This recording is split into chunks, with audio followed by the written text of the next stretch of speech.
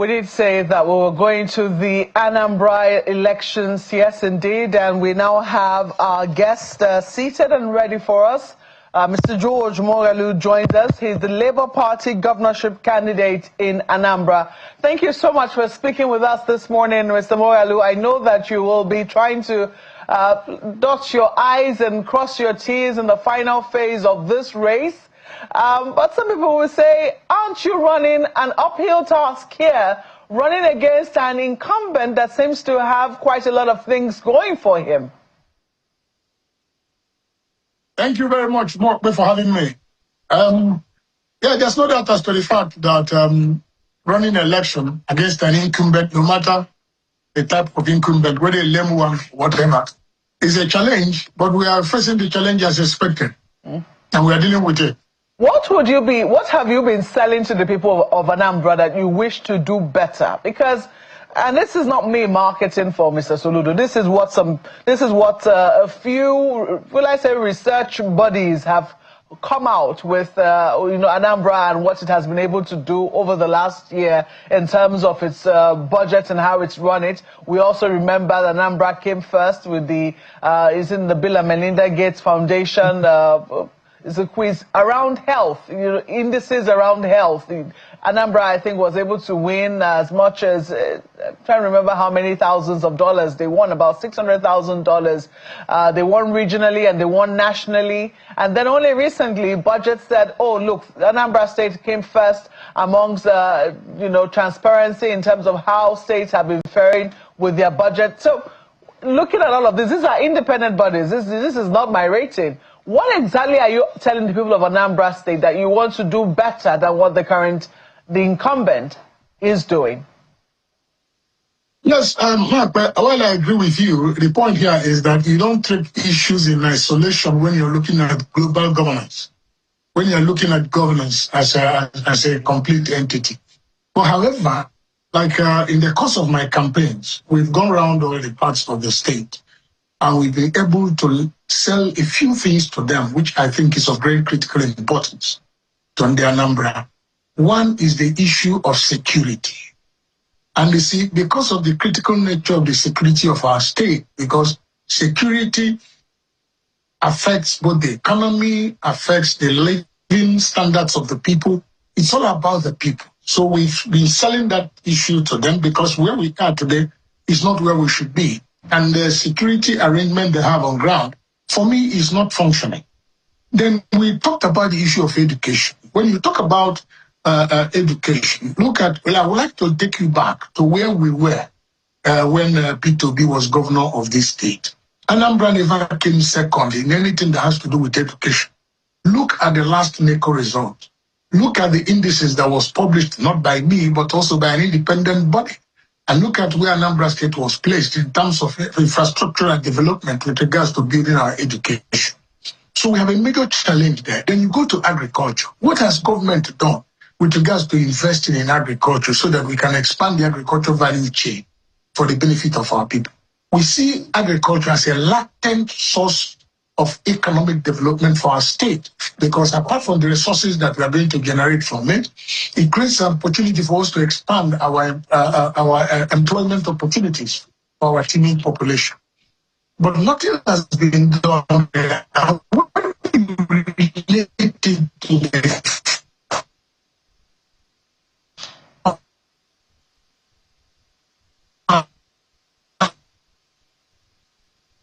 Oh dear, this is not the time to lose you, Mr. Moghalu. We certainly hope that we will be able to have a hitch-free conversation with you. Kayla, our guest, has noted three major areas where he is marketing to the people of Anambra State. Security is one of them, education is the other, and agriculture. He says in security, the arrangement on the ground is currently not there. Well, Mr. Moghalu, I can see that, you're moving again. So I want to believe that Our connection is coming back very gradually. If you can hear me, we lost you very briefly when you were trying to explain the investments that, ought to be happening in agriculture.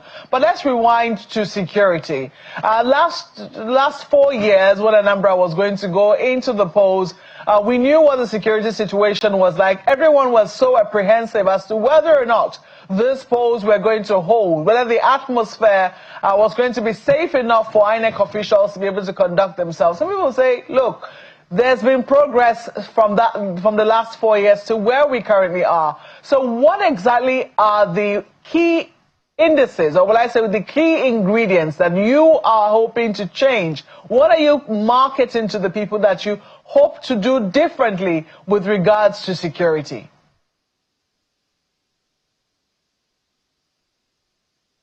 Okay, you see, I tried to create an analogy.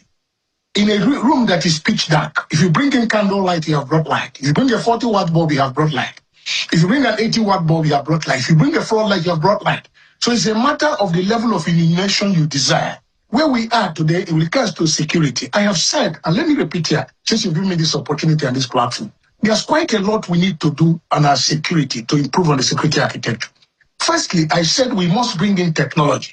Anambra State has no command and control system today to address the issue of insecurity. I've also said that we're going to have CCTV cameras at strategic locations in our state so that we can monitor activities of what is happening within the state. I have said we're going to introduce drones, technology drones, to be able, security drones, to be able to address issue of identification of people who enter our state, even in our forest areas. I said it. Then we look again, if you look at Anambra State, we have about 182 communities, having shifted from 177 that it used to be. Every community has a vigilante service. We have said that the first thing we are going to do is to get these vigilante people properly documented, properly trained, properly kitted, properly equipped, and properly remunerated, so that they can fill the gap, they can cover the space that is created for the lack of state police. And by the time you do this, they will be able to work properly for the benefit of our people. Because what we have today is a band of young men and women, young men mostly, who are not trained but armed. And they have been causing havoc. That is why you have the issues of Agune Chamber and whatever name they go by. And that is why, not too long ago, we saw the case of our National Youth Corps member, a lady, being brutalized. And there are a lot of killing incidents that have happened in our state. Right. And that is not what it should be. Because when you bring a security... If I may, sorry to interrupt you, just very quickly. You made the analogy, you said if a room is in pitch darkness, if you bring in a candle, you brought light, 40 watts bulb, you brought light. Can you tell us where Anambra is with regards to the type of light that has been brought in? Anambra State, I can boldly tell you, is under 30% light. Under 30%. Okay. My colleague Kayla has questions for you. I mean, you brought up Agune Chamber. You signed that peace accord that the Kuka Center and the Peace Committee came together with. And one thing that we did not see was Agune Chamber on the list of people that should take part in that election, which many people have been wondering, for a free and fair exercise, will these personal police of the governor, would they be able to rein themselves in and stay away from this exercise? What are your thoughts on Agune Chamber and rumors that there might be some kind of interference during the elections from that particular security agency? I'm actually very, very concerned. But let me say that with the statement made by the police, asking that Agune Chamber be banned for the period of this election, is quite is suiting, is encouraging. Because the truth about it is that Agune Chamber is a military outfit created for the purposes of enforcement in this election. And we will resist it. We have enough security agencies. If what we hear is anything to go by, I hear the police is sending about 45,000 men. Yes. The army is sending, the SS is sending. So we have enough security men from the federal institutions that are going to man and manage this election.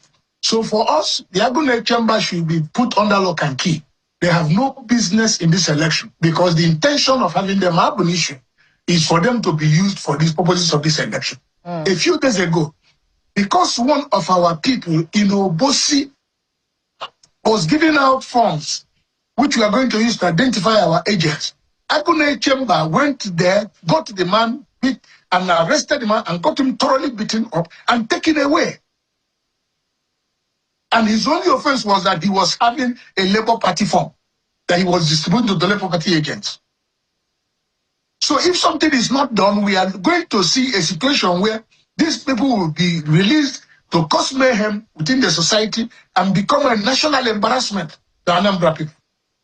I mean, that's not so we want a situation where they'll be calmly put out of the streets. Unfortunately, when the police issued a statement saying that Agune Chamber should, and all vigilantes should be kept at bay, that they should go back and stay in their houses and allow the election to take place, it was a welcome development for all of us. And when we signed the peace accord, I signed it because I believe I want peace. I'm a very peaceful person. I want peace at the end of the day because it is not war.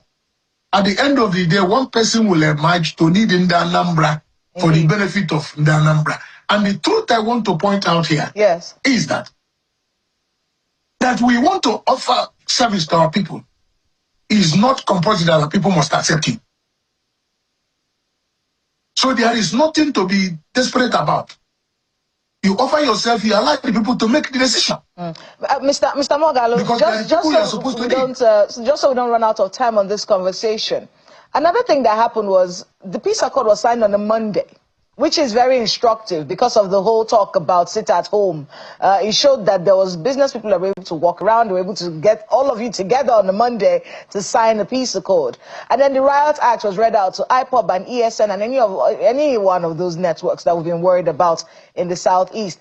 Are you confident that you would have a free and peaceful exercise, void of any interference from IPOB or ESN or any of those networks? I have every confidence that the security agencies, once they become professional, once they do what they're expected to do, I'm certain that we'll have peace and we'll have a free and a credible environment for us to be able to hold a credible election. So for me, I have confidence in the security agencies that have come. I believe also the IPOB or ESN, whatever name they go by, they don't have the capacity to be able to stop our elections. And our elections will hold. But the point I'm making here, since I have this platform, is to appeal to the security agencies to be very professional. Very, very professional. Do what is right. Provide the security. Provide the enabling environment for Anambra to express themselves. All right, Mr. Moghalu, you've spoken about security. Can I quickly ask you about INEC? How confident are you that INEC is prepped to conduct free, credible, and fair elections? I'll give INEC the benefit of doubt. It will be most unfair of me to sit down here and then write them off. They have the responsibility to deliver free, fair, credible election to the Anambra. Let me say very emphatically that it's an opportunity for INEC to redeem their image. It's an opportunity for INEC to do what is right and restore the confidence of the people in our election. Let me tell you, in the last elections that took place, the incumbent governor was elected with about 112,000 votes out of about 2.6 million or more registered voters. What that goes to show is that people don't have confidence in the process because they believe their votes don't count. They believe INEC will do what they want to do for the benefit of the people they want to satisfy.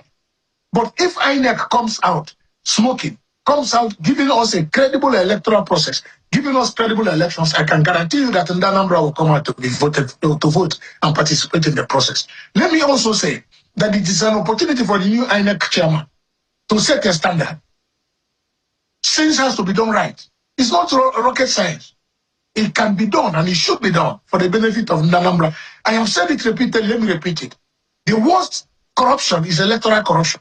Because through electoral corruption, you create people that are not worthy to hold public offices. At the end of the day, you turn around to blame the people. All right, Mr. Moghalu, I think it's a fine place to leave it.